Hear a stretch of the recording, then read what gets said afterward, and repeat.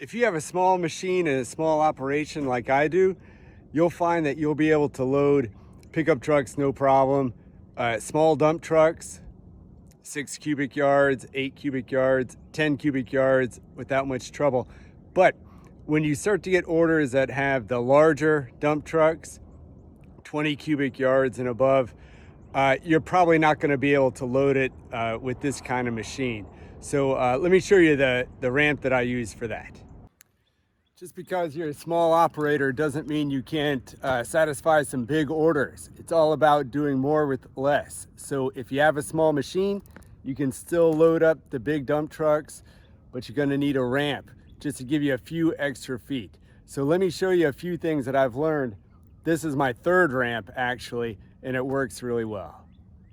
Okay, the front of the ramp that the dump trucks come along beside, you can see we got 2 concrete waste blocks.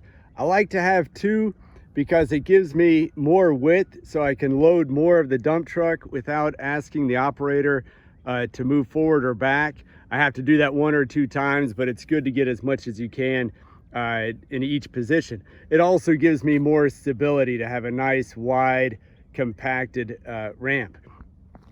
Also, notice that with a concrete waste block, you've got a nice flat surface, and notice that I clean along here because you want that dump truck driver to get as close as possible to the ramp. That way you can access more from the top, and as you fill it up, you can push more in and fill up the center. Okay, your ramp doesn't have to be too tall, right? Here you see that the just a couple extra feet is all you need, and you can handle the big dump trucks. Okay, the top surface of your ramp, naturally you're gonna want to be very firm, very strong. The fill should be nice and compacted, and the top should be not a bunch of clay, but rocks and shale mixed in so that when it's rainy, it won't be too slippery. Okay. On this ramp, the biggest improvement that I made versus the other ramps was that I really made sure to have a flat top.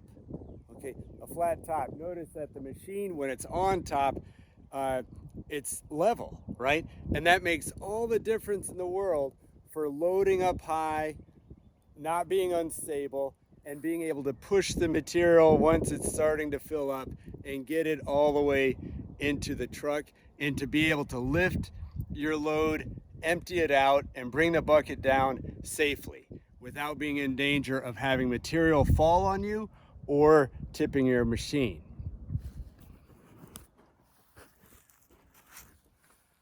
Okay, so how much of the top of your ramp should be flat? Well, to make sure that there's enough room for the dump truck and for your machine to be level, it needs to be flat from the tip of your bucket past your back wheel. Okay, and that way you can get up on this level and then lift your bucket. It'll be, when you're coming up and it's got material, it'll be a little bit tilted up and raised already, but it'll be about like this, and then you'll raise it up and dump it in. So I put a tape measure out here, starting from the tip of the bucket to here. So my flat top section needs to be 120 inches.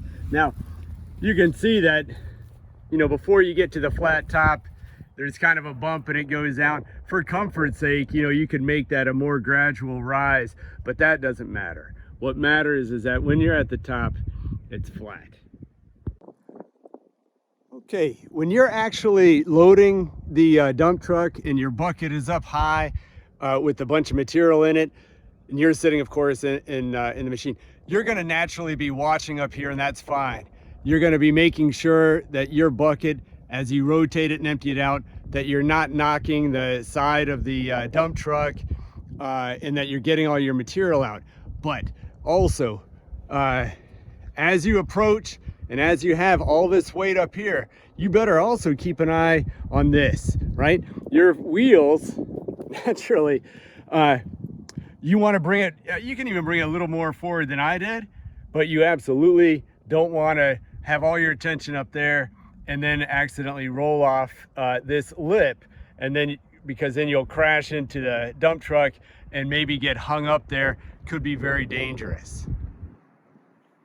Okay, so yeah, keep an eye on your wheels, don't pass the lip, keep an eye on your bucket, don't hit the sidewall of the dump truck, and you're good to go.